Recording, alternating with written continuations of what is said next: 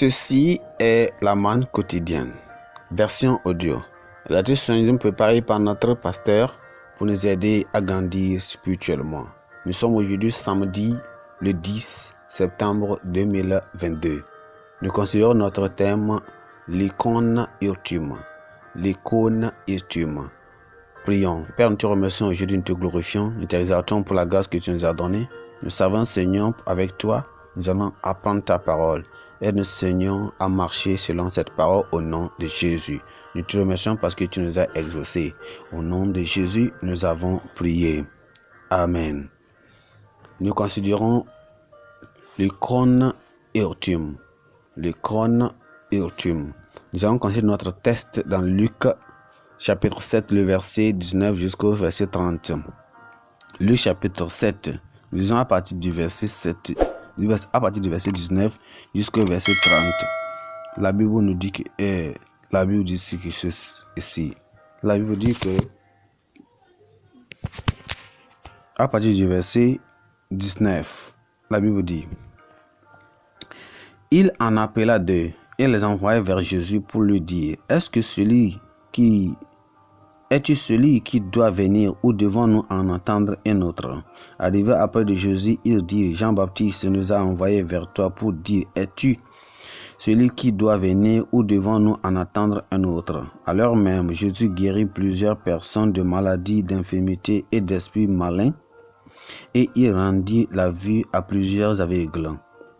Il leur dit: allez rapporter à Jean ce que vous avez vu et entendu. Les aveugles voient, les boiteux marchent, les lépreux sont purifiés, les sourds entendent, les morts ressuscitent. La bonne nouvelle est annoncée aux pauvres. Heureux celui qui je ne serai pas une occasion de chute. Lorsque les envoyés de Jean furent partis, Jésus se mit à dire à la foule au sujet de Jean: qu'êtes-vous allez voir au désert? Un roseau agité par le vent?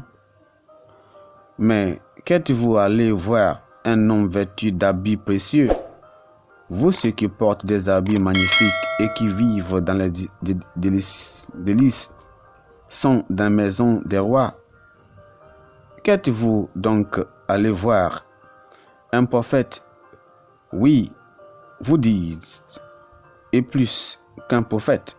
C'est celui dont il est écrit: voici, j'envoie mon messager devant ta face pour préparer ton chemin devant toi. Je vous le dis, parmi ceux qui sont nés de femmes, il n'y en a point de plus grand que Jean. Cependant, le plus petit dans le royaume de Dieu est plus grand que lui. Et tout le peuple qui l'a entendu, et même les publicains, ont justifié Dieu en le faisant baptiser du baptême de Jean. Mais les pharisiens et les docteurs de la loi, en ne se faisant pas baptiser par lui, ont rendu nul à leurs égards le dessein de Dieu. Amen. Notre verset clé se trouve dans le verset 22 qui dit ceci. Le verset 22 qui dit: il leur répondit: allez rapporter à Jean ce que vous avez vu et entendu.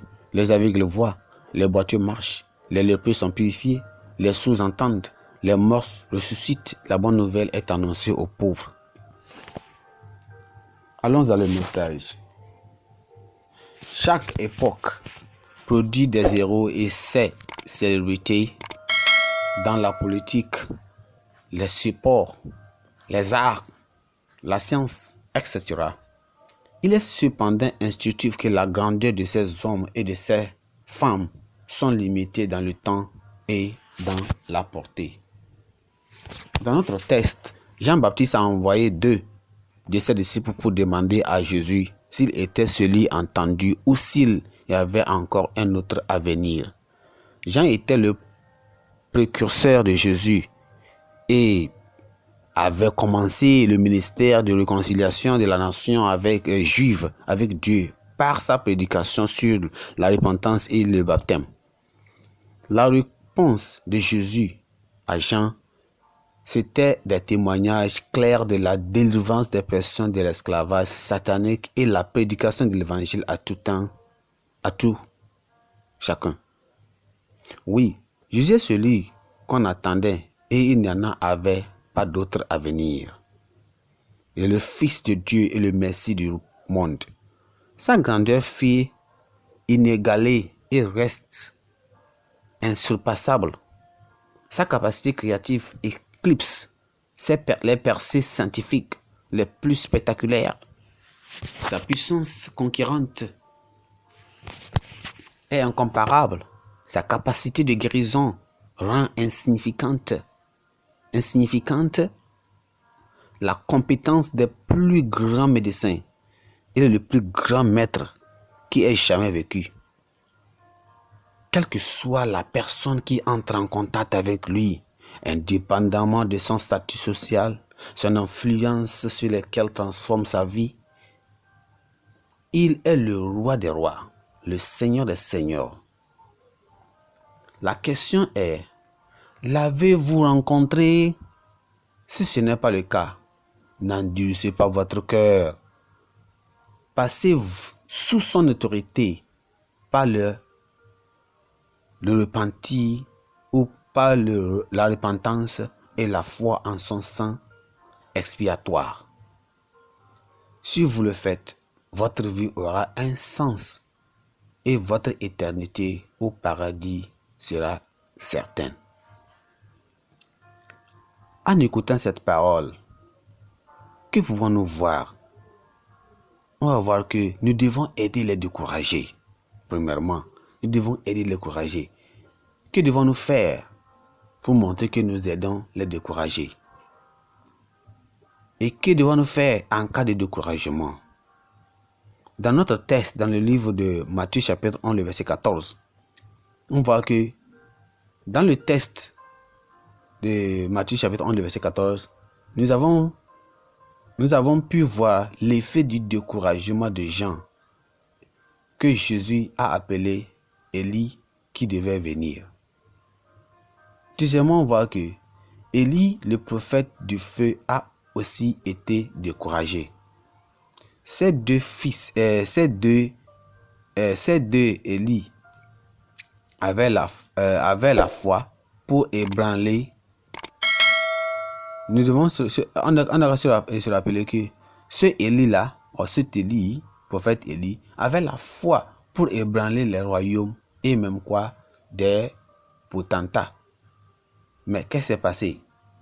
Ces découragements montrent que le découragement ne respecte pas l'onction, la sainteté, même les dons de l'esprit. Ça ne demande pas ça. On peut aussi mentionner, est-ce que vous-même pouvez-vous mentionner certaines personnes dans la Bible qui ont été découragées? Non. On va voir, quelles sont les causes du découragement? Jean était découragé à la suite des vicissitudes de la vie qui comprenaient des souffrances à un emprisonnement sans assistance divine en vue. Ça veut dire dans Matthieu chapitre 11, le verset 2. Son ignorance du plan divin pour lui et le Messie a compliqué son épreuve. Il s'attendait à un Messie qui délivrait physiquement Israël. Mais hélas, il ne l'a même pas délivré. Jean. Il croyait que Jésus va venir le délivrer de l'emprisonnement et même des méchants oppresseurs. Quelle déception. Mais on voyait que le prophète de feu en avait essayé de trop de guerre contre le royaume des ténèbres. Son compagnon. La faim sans assurance de nourriture a compliqué son cas. Ça veut dire que là où nous lisons dans 1er roi chapitre 19. Non, il peut vous poser cette question. Quelles sont les autres choses que vous connaissez qui peuvent vous rendre découragé? Quelles sont ces choses-là? Non, quand quelqu'un est découragé, peut-être quelqu'un peut se poser la question. Comment pourrais-je savoir les signes, les décompositions, les caractéristiques du découragement, du découragement? Le découragement se manifeste de diverses manières. Premièrement, il y a des doutes et remises en question des vérités déjà établies des Écritures. il comprit la présence et la puissance divine. Pouvez-vous imaginer que Jean, qui avait éloquemment prophétisé le Messie, se mette à douter de la messianité de Jésus? Il a dit ça dans verset 19 et verset 20 de notre texte. Le roi de bol de la vie, y compris les tendances suicidaires. Cette fois-ci, Élie demandait à Dieu de le tuer. Ça, c'est un cas tellement extrême. On appelle ça le roi le bol de vie. Aussi, on peut voir qu'il y a aussi qu'on appelle, quand il y a quelqu'un est découragé, il y a ce qu'on appelle la perte d'intérêt pour la communion fraternelle. Élie n'était pas plus disposé à respecter ou bien à rester en compagnie de son serviteur qui aurait pu être une source d'encouragement. On a aussi ce qu'on appelle les sentiments de solitude au milieu des gens. Les sentiments de solitude au milieu des gens. Il n'a jamais pensé à son serviteur qui était avec lui. Il n'a jamais pensé à son serviteur qui était auprès de lui. Il n'a jamais pensé à ça. Non. Quels sont les autres symptômes de découragement? Et aussi, quel est le remède au découragement? Quand quelqu'un est découragé, qu'est-ce que la personne doit faire? Jésus n'a pas réprimandé Jean et l'ange n'a non plus réprimandé Élie. Ne réprimandez donc jamais les découragés. L'ange était un psychologue divin. Il savait que le besoin immédiat d'Élie était la nourriture et il la lui donnait. Découvrez les besoins immédiats des personnes découragées et donnez-leur si c'est en votre pouvoir. Bien sûr, cela inclut des prières et même les mots d'encouragement. Le toucher surnaturel t'aidera ou bien aidera le décourager. L'ange a donné à Élie une nourriture surnaturelle tandis que Jésus a accompli des miracles pour la consommation de Jean ou bien la confirmation de Jean. Priez pour pour des visitations divines. L'ignorance est la principale cause du découragement. Obtenez dans la prière le bon message qui chassera l'esprit de découragement. C'est ça qui peut aider quelqu'un qui est découragé. Il y a aussi d'autres manières que vous pouvez aussi chercher à pouvoir aider les autres personnes à pouvoir faire comment sortir de leur découragement. Nous allons prier. Père, nous te remercions aujourd'hui, nous te glorifions encore pour nous avoir donné encore une autre journée d'écouter cette grande, aidante, nourrissante parole. Nous prions, Seigneur, nous te rendons gloire, nous te glorifions au nom de Jésus. Seigneur, merci parce qu'aujourd'hui tu nous as dévoilé les pas et les moyens sur lesquels le découragement vient. Et Seigneur, comment nous pouvons aussi se débarrasser de ce découragement. Nous prions, Seigneur, donne l'esprit de discernement pour toujours reconnaître ceux qui sont découragés. Nous prions, Seigneur, que tu nous aides à pouvoir savoir comment aider ceux qui sont découragés à sortir hors ou à se débarrasser de leur découragement. Nous prions, Seigneur Dieu, manifeste ta provision et donne-nous les paroles surnaturelles qui nous pouvons utiliser aux frères et aux sœurs découragés qui reviennent à toi. Merci Seigneur parce que tu nous as exaucés. Nous prions et nous savons que tu nous as exaucés. Au nom de Jésus, nous avons prié. Notre pensée du jour dit, Jésus est le Messie. Il n'y en est pas d'autre. Jésus est le Messie. Il n'y en est pas d'autre. Notre texte de lecture se trouve dans le psaume 110 jusqu'au chapitre 111. Merci, que vous bénisse.